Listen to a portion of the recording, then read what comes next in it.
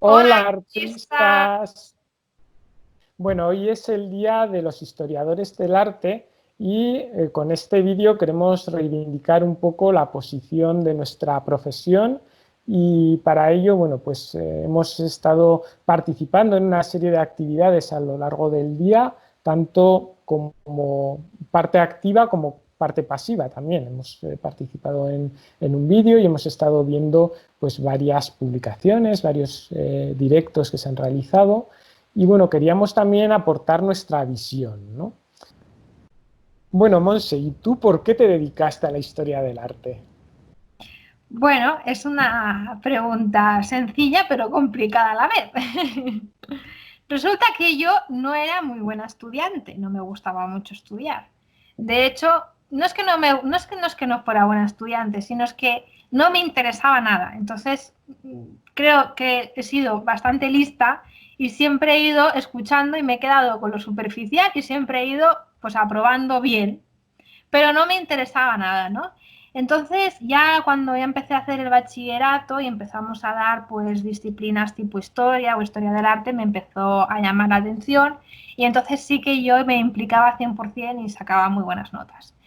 Y todo resultó porque me fui a Roma. Me fui a Roma y allí pues descubrí mi auténtica vocación. Dije, yo quiero estudiar esto, me encanta, me fascina. Tuve el síndrome de Stendhal, me quedé abrumada por todo el arte que vi y luego volví aquí a Cataluña y entonces pensaba entre varias carreras, ¿no?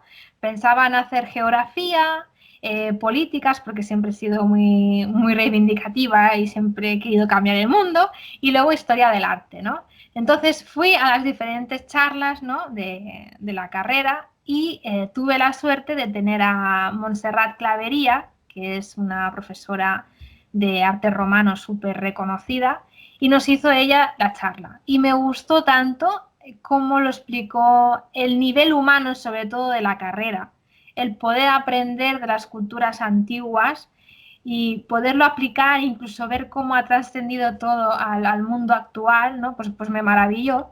Y bueno, empecé la carrera y empecé a sacar excelentes y buenas notas, entonces vi que realmente era mi vocación, ¿no? Y luego también porque siempre me ha gustado muchísimo comunicar. Me ha encantado siempre comunicar. Alguna vez se me ha dado mejor que otra, pero, pero siempre de pequeña me había imaginado siendo profesora y siempre además escribía en las pizarras y siempre que he estudiado como si se lo explicara a alguien, ¿no? Y bueno, esa es mi historia. Bueno, y luego pues ya tuve que hacer un parón en la carrera por problemas económicos, porque me la tuve que pagar yo.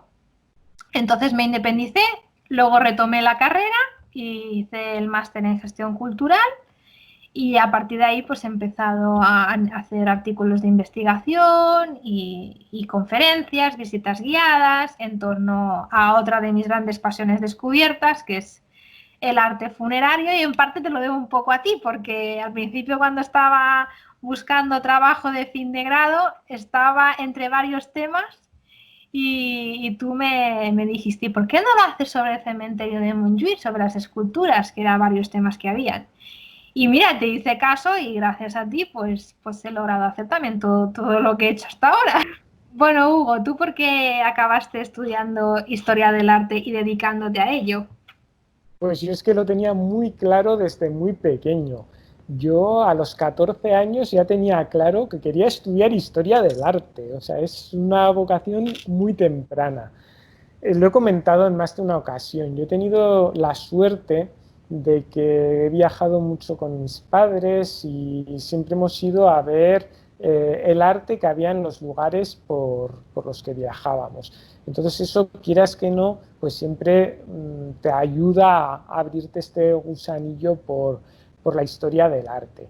Pero nosotros, mi hermana y yo, que luego mi hermana no se ha dedicado para nada a estos temas, pero cuando éramos pequeños íbamos en verano, pues cuando yo tendría 11 12 años, íbamos las tardes de verano a los museos a verlos. Entonces, claro, era algo que sorprendía mucho a la gente que trabajaba en el museo, Porque bueno, lo normal es que los chavales fueran con el colegio y así, pero no, nosotros íbamos en nuestro tiempo libre.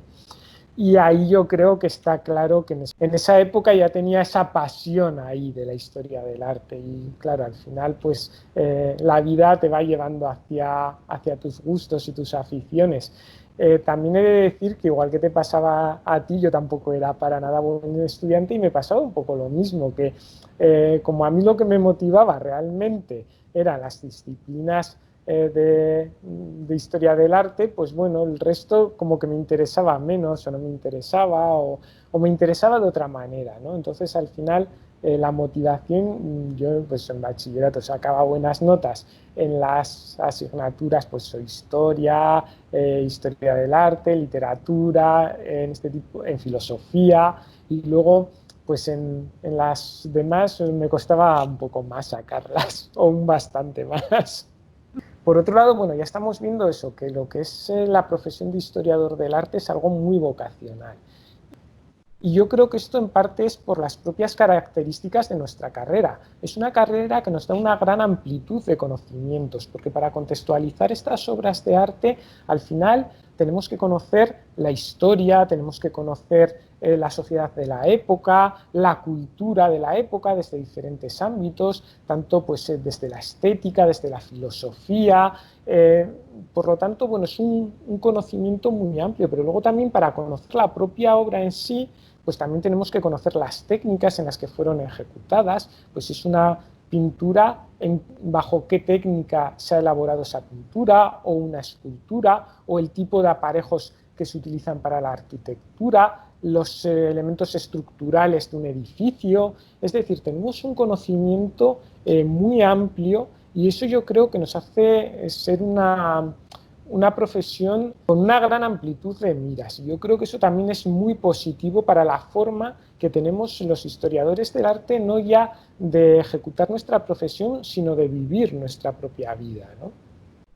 De hecho, la profesión abarca muchísimas disciplinas, desde la escultura, pintura, arquitectura, artes decorativas, teatro, cine, música, gestión cultural, divulgación, así que es una carrera muy, muy, muy completa.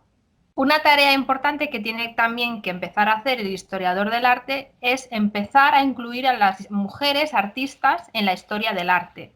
Tenemos que empezar a investigar y empezar a ampliar estos manuales en los que no aparece ninguna mujer y la mujer ha sido relegada en un segundo plano y muchas veces se ha tratado como musa y no como artista y muchas musas han sido también artistas, ¿no? Y es súper importante a nivel de lucha de igualdad de género incluir a esas mujeres en los manuales de historia del arte. Y creo que es una nueva rama de estudio que debemos potenciar incluso a nivel nuestro, ¿no? En este caso sí vocacional, empezar todos a estudiar todo este tipo de artistas que han quedado relegadas de la historia del arte como si fueran la propia Eva, ¿no? Expulsadas del paraíso en el que solo existe pues el hombre, ¿no? Y la reivindicación no solo de la mujer artista, también el papel de mecenazgo que tuvieron muchas mujeres a la hora de encargar obras de arte. O sea, que es un papel también muy importante que está muy olvidado. Exactamente, y en este sentido tenemos muchísimo trabajo que hacer y estaría bien que asociaciones e instituciones nos contrataran para hacer este trabajo de investigación y pudiéramos ampliar estos manuales de historia del arte tan canónicos y tan basados en la historia del hombre sin poder tener opción de estudiar la historia de la mujer. Incluso en la universidad nunca hemos tenido prácticamente ninguna enseñanza relacionada con las mujeres artistas, casi en ninguna asignatura. Entonces también sería muy importante que los propios profesores universitarios también se formaran y nos explicaran acerca de estas mujeres para obtener una igualdad de género. No es cuestión de desplazar a los hombres artistas, no, sino todos igualarlos y si se tiene que dar más historia del arte, pues se da más historia del arte, pero es importante que tengamos esa igualdad de género. Es una buena Sí, manera de dar ejemplo y de romper ese canon. sí, como dice la Gata Verde, que sus hijos tengan que estudiar un manual de historia del arte el doble de gordo del que estudió ella. Exactamente. Yo comenzaría hablando de la forma en la que se puede dividir lo que es nuestra profesión, ¿no? En un primer momento, desde el punto de vista de la investigación en historia del arte, que es fundamental para, por un lado, conocer, ¿no? y descubrir lo que es el patrimonio y poder profundizar en él, y a partir de esta primera investigación, pues ya ir desarrollando el resto de los papeles. Yo creo que para el tema de la investigación es más experta que yo Monse, entonces pues nos puede contar un poco, porque yo creo que muchas veces no está claro lo que es investigación. Creo que es importante que contextualices lo que es la investigación en historia del arte. La investigación es uno de los campos más desconocidos del historiador del arte, incluso es desconocido por los propios historiadores, porque muchas veces se confunde lo que es, por ejemplo, hacer un trabajo, ¿no? en el que tú buscas una bibliografía específica sobre un tema, que esto se confunde un poco con la investigación. Es un poco lo que propongo en el punto 2, ¿no? Que sería ese punto de estudio sobre lo que hay ya investigado para hacer luego una labor de difusión. Pero la investigación es un paso previo y mucho más importante y más elaborado. Exactamente. Cuando cogemos y hacemos una investigación, lo primero que hay que hacer siempre es un estado de la cuestión, que es coger toda la bibliografía que hay sobre un tema y luego, a partir de ahí, ir más allá. Ir a la fuente principal, que sería la obra, que sería lo que es hacer trabajo de campo, y luego lo que es la consulta archivística. Ir a las hemerotecas, a los archivos y ver toda la documentación referente a esa obra de esa época. Hay que intentar coger todas las perspectivas que puedas sobre esta obra, ¿no? Y una vez tengas todo esto, lo que tienes que hacer es un artículo de investigación en el cual reúnas todas tus conclusiones, lo que has obtenido de los historiadores del arte que han hablado previamente sobre el tema, tu investigación que has obtenido y llegar a una conclusión, si puede ser nueva, o a una nueva hipótesis. Esto sería lo que es la investigación en sí, que mucha gente lo confunde con coger bibliografía del tema y hacer un escrito, e incluso mucha gente no cita ni esa bibliografía y lo cuenta como suyo. Eso es muy fuerte. Yo muchas veces en mis publicaciones peco de pies de página, porque es que me gusta demostrar de dónde he sacado toda la información y qué es aportación mía y qué es aportación de otra persona. Entonces, esto es súper importante, especialmente que lo tengan en cuenta los divulgadores, historiadores del arte, ¿no? Que tienen un papel muy importante en la cadena, pero que nunca tienen que olvidar que un divulgador también se tiene que mojar más. Bueno, el segundo papel sería, como decía Monse, el del estudio de la historia del arte, el manejar bibliografía que se haya tratado sobre este tema, que puede ser parte de lo que es una investigación en ese vaciado, digamos, bibliográfico, pero que también para hacer trabajos de divulgación de calidad hay que hacer también un vaciado bibliográfico o hay que consultar una bibliografía para luego elaborar esta divulgación, ¿no? No quedarse, como decías tú, que hay que mojarse un poco, no quedarse en los referentes básicos y luego incluso también, ¿no? Para la divulgación utilizar la propia obra de arte como fuente, ¿no? Y bueno, pues muchas veces igual en una bibliografía específica no se ha hablado de determinadas cosas, pero por nuestro pozo como historiadores del arte, pues siempre podemos hacer relaciones o podemos aportar cosas que quizá nos hayan dicho y que, bueno, dentro de este trabajo de estudio para la divulgación, pues también tendría un papel importante. Y por último ya lo que es la divulgación en sí, que se puede hacer desde muy diferentes puntos de vista. Se puede hacer una divulgación desde redes sociales, por ejemplo, ¿no? Pues tanto Monse como yo tenemos nuestros canales de historia del arte. También se puede difundir a través de blogs. Yo, por ejemplo, en mi página web www.vitruvioarte.com tengo un apartado donde tengo, pues bueno, varias publicaciones, no tengo muchas tampoco, pero en las que trato diferentes aspectos de obras de arte o de actualidad en el arte en algunas ocasiones, que es otra manera también de divulgar. Y tenemos también, y lo que es fundamental en lo que es mi caso, que es la enseñanza en diferentes ámbitos, ¿no? Yo, por ejemplo, me dedico, por un lado, a dar clases en la Asociación de Vecinos de San Martín, en un centro sociocultural de mayores del Ayuntamiento de Vitoria-Gasteiz, en el de Coronación, y en las aulas de la experiencia de la Universidad del País Vasco, además de dar también clases en la asociación ACAEXA. Y luego también, bueno, pues difundimos el arte y la cultura a través de innumerables charlas y conferencias que tanto Monse como yo hemos impartido para diferentes instituciones. Todas estas partes al final forman un todo, que es el todo de la dedicación que tenemos los historiadores del arte.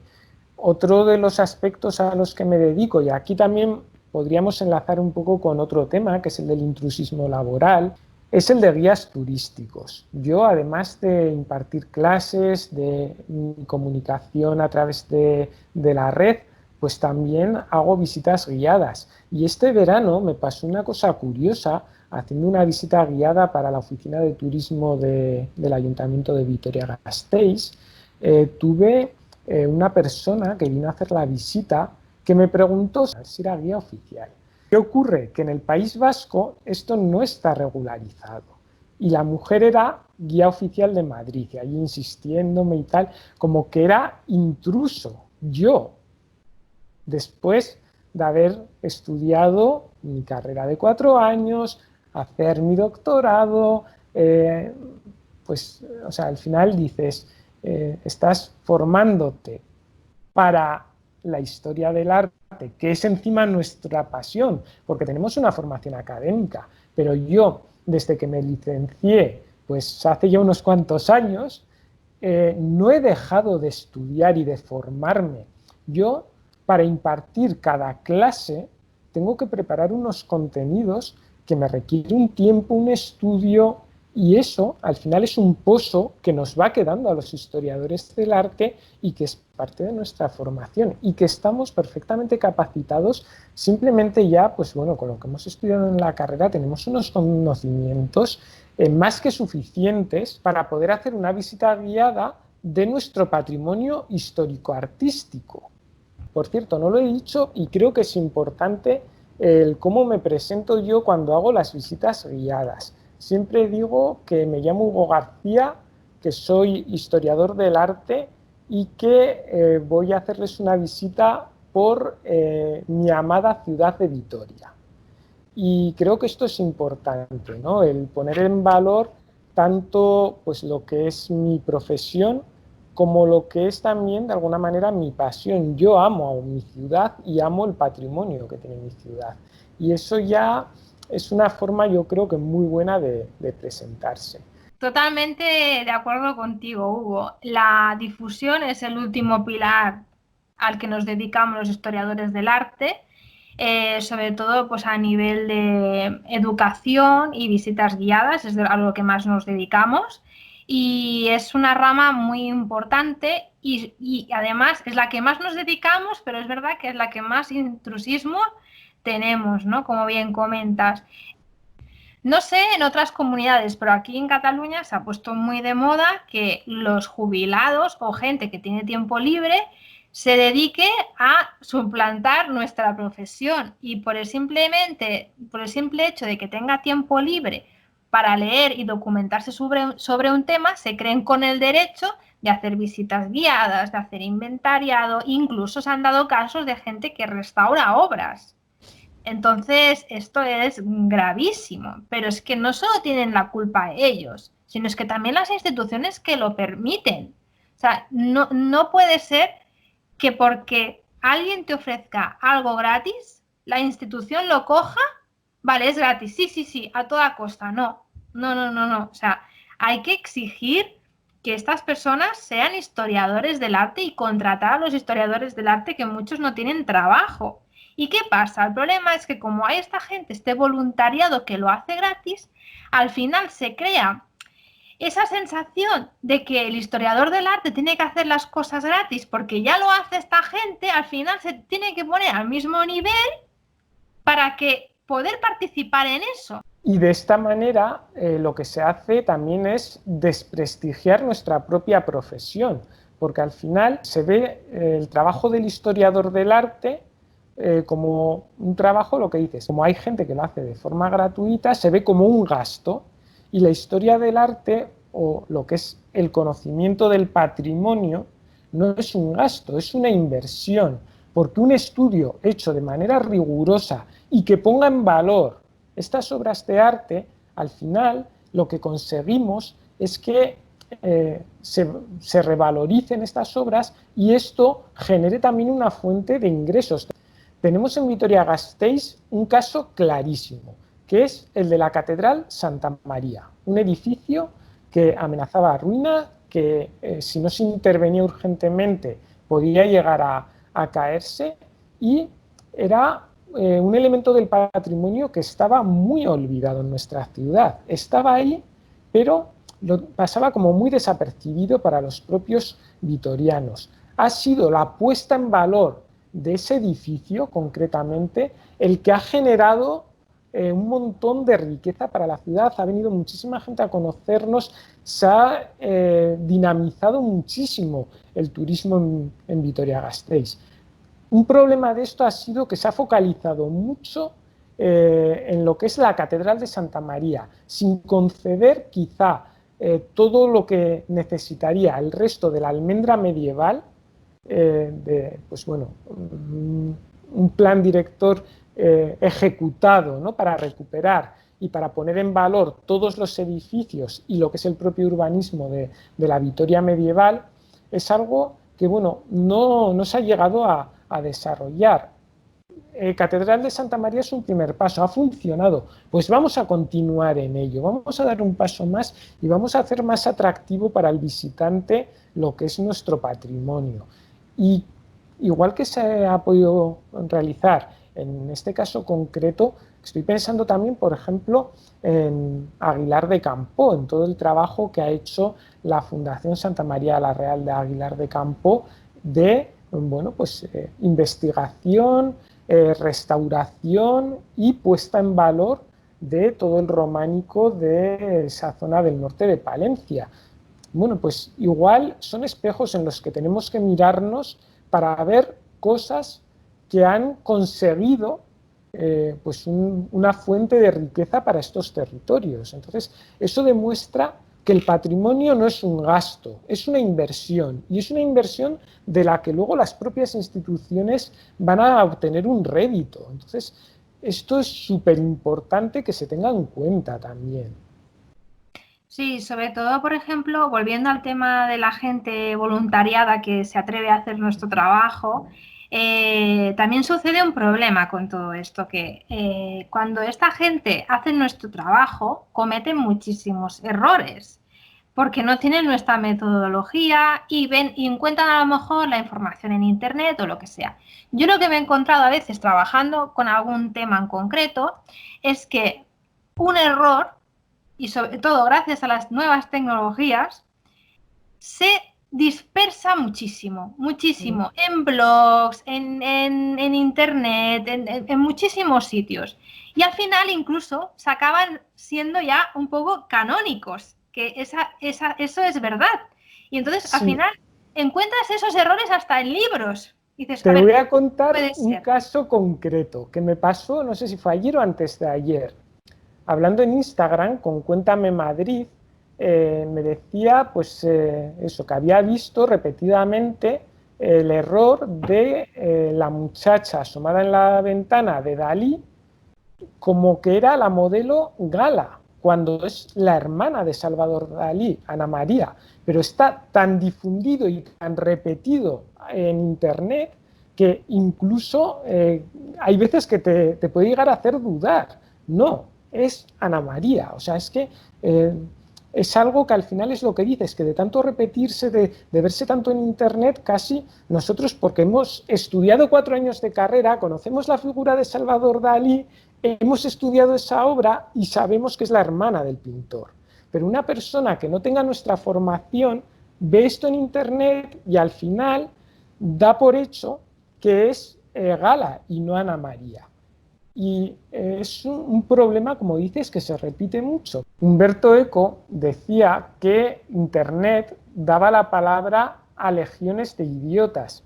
Y esto al final es un problema, porque es muy difícil de discernir si no tienes unos conocimientos previos dentro de toda la información que encuentras en la red, qué es verdadero, qué está cotejado. Por eso la importancia también que has comentado antes de las notas a pie. Lo que pasa que, claro, muchas veces, pues por ejemplo, en un vídeo de YouTube no hay notas al pie entonces es más complicado saber si lo que se está diciendo pues es algo que tiene un fundamento histórico o que bueno, ha ido utilizando la persona que ha creado este vídeo pues fuentes que no están contrastadas. Y al final ese intrusismo pues crea un poco lo que dices, una cadena que como todo el mundo se cree en derecho de divulgar, y es que además historia del arte concretamente, que es un tema que parece que todo el mundo puede hablar de él, ¿no?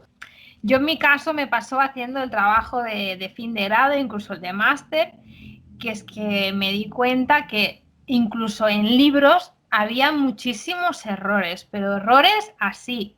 Y de atribuciones también, atribuciones que estaban mal, especialmente errores en temas iconográficos, de, por ejemplo, confusión de santos, confusión de símbolos, y claro, todo esto se iba repitiendo. Entonces, un historiador del arte sabe que si tiene que hacer una investigación, tiene que ir siempre a la fuente primera y tiene que ir a verlo, estudiarlo, investigarlo. No puede ser que yo lea una cosa en internet y lo dé como válida. Por ejemplo, en mi caso, cuando hice el trabajo de fin de máster sobre el cementerio de Montjuic, en todos los lados ponía que era un bien de interés local. Pues fui al ayuntamiento y pregunté y me dijeron que no. Era un bien de interés urbanístico. Esto me permitió darle un giro al trabajo y introducir nuevos temas referentes a este tema, ¿no? De cómo, por ejemplo, elevar esta categoría a bien de interés local. Bueno, si yo llego a creerme que es un bien de interés local, hago una cagada así, perdón por la palabra, en mi trabajo de fin de máster. Entonces ese es el problema de a veces la falta de rigor o de gente que se dedica a escribir y no consultan esas fuentes originales, ¿no? Bueno, es que al final es lo que decíamos al principio, de que la obra de arte es una fuente en sí misma. Exactamente. Y que muchas veces pues, un error iconográfico que se ha podido cometer en esa bibliografía, pues porque hay veces que la obra igual no estaba restaurada, por ejemplo, y no se veía bien el atributo, entonces se ha interpretado mal. O la ubicación del atributo pues queda un poco lejos y no te has podido fijar bien porque no había mucha luz o los motivos que fueran. Entonces esa es nuestra labor también, de volver a la obra, mirarla y decir, ahí va, no, aquí ponía que era una Santa Lucía con los ojos, pero me he fijado bien y no son ojos, son pechos, es una Santa Águeda, por poner un ejemplo trivial, ¿no? O muchas cosas, ¿no? O que se ha interpretado un determinado atributo como una cosa y es otra, ¿no? Que puede pasar pues por diferentes circunstancias, como hemos dicho. Entonces esa labor es importante, ir a la obra de arte, verla y decir, mira, pues es esto, ¿no? Abrir un poco lo que es el debate, al final es debatir o dialogar con la propia bibliografía, ¿no? Decir, bueno, esto, leerlo, mirarlo y decir, sí, esto es así, o no, esto no es así, ¿no? Ir poco a poco. Por ejemplo, un caso nuestro que publicamos nuestra teoría en el 2017, que ya han pasado 3 años, de que el ángel del Panteón Urrutia no fue realizado por Martínez y Fortuny, escultores, y que nuestra hipótesis es que lo hizo Josep Campeny, y sigo viendo que todo el mundo sigue poniendo que lo hizo Martínez y Fortuny y no dan la opción a nuestra hipótesis. Es curioso cómo esos errores se van enquistando ahí y no hay manera de sacarlos de ninguna manera, de decir, bueno, hay nuevos estudios sobre este tema, ¿no? Que es otra cosa que también pasa mucho, que a veces cuando esto nos ha pasado a muchos, que a veces hemos tenido profesores del Jurásico en la universidad y seguían con las antiguas teorías de muchas cosas. Y luego cuando hemos investigado hemos dicho, hombre, sí, habían varias teorías ya nuevas para esto, ¿no? Entonces es curioso cómo a veces cuesta también sacar este canon a veces de algunas atribuciones o cosas, cómo cuesta incluso en los propios historiadores del arte aportar esas nuevas visiones de las cosas, ¿no? Por eso también el estado de la cuestión, el vaciado Exactamente. bibliográfico que hay que hacer en ese primer paso de la investigación es fundamental, que sea un vaciado puesto al día, es decir, consultar las últimas publicaciones que ha habido sobre un tema, pues porque puede ser rebatido también, puede decir este nuevo Sí, sí. investigador, mira, no es de tal artista o no es este santo por el atributo, por esto y por esto, pero por lo menos que tenga también ese otro punto de vista y que pueda pues, bueno, ir debatiendo o rebatiendo, ¿no? Pues lo que se ha aportado en esta última publicación. No quedarnos con esas publicaciones, ¿no? con muchos años de historia. Otro de los aspectos profesionales que tenemos los historiadores del arte es el de comisariado de exposiciones. Hay personas que hacen un máster específico en comisariado de exposición. Después de hacer un máster específico, tienes que encontrar gente que comisaria exposiciones, pues gente mediática. Estoy pensando, por ejemplo, en la exposición sobre Leonardo da Vinci, que no tiene una formación específica de historia del arte, o incluso uno de los grandes museos de España, que es el Museo de Bellas Artes de Bilbao, encarga el comisariado de la exposición permanente del museo a un escritor, a Kirmen Uribe. De acuerdo que este escritor conoce muy bien la colección, pero zapatero a tus zapatos. Y si yo como historiador del arte no me atrevería a comisariar esa colección porque entiendo que hay gente que ha hecho un máster y está mucho más preparada que yo, mucho menos una persona que viene de otros ámbitos. Es como si fuésemos a hacernos una operación y nos ponemos en manos de un enfermero, por ejemplo. Sí, sí. Además, otra cosa a destacar del tema del comisariado es que normalmente, aun teniendo tú ese máster, es muy, muy complicado acceder a hacer un comisariado en un gran museo. Normalmente te piden muchísima experiencia, haber realizado como mínimo siempre unas 3 exposiciones. Entonces, si ya nosotros no tenemos esas oportunidades, que hemos hecho un máster y no tenemos nunca esa experiencia que nos piden, ya entonces si hay este tipo de intrusismo es súper complicado poder realizar poder dedicarte a esta profesión, ¿no? El problema es que al final se permite desde la propia institución. Exactamente. Entonces ahí flaco favor nos estamos haciendo a los historiadores del arte. Tenemos que reivindicar también un poco el papel profesional de los historiadores del arte. Sí. Es que no solo hay comisariado de exposiciones, también hay otra rama que es el diseño de exposiciones, que también podemos realizarlo los historiadores del arte, que también sería reivindicativo también esa rama de poder realizar ese diseño de esas exposiciones y también incluso su comisariado. Es que somos una profesión muy polivalente. Otro trabajo importante también es la elaboración de informes, por ejemplo, de cara a restauraciones, formar equipos multidisciplinares en los que haya arquitectos, restauradores, historiadores del arte y rememos todos en común. Muchas veces estamos desprestigiados y no se cuenta con nosotros en este tipo de intervenciones, y sí que hay profesionales que pueden conocer un poquito pues, las tendencias, pero luego también hay otros profesionales de estos ámbitos que todavía siguen con teorías decimonónicas, ¿no? En esa búsqueda de sacar la piedra, ¿no? Sobre todo en el campo de la arquitectura.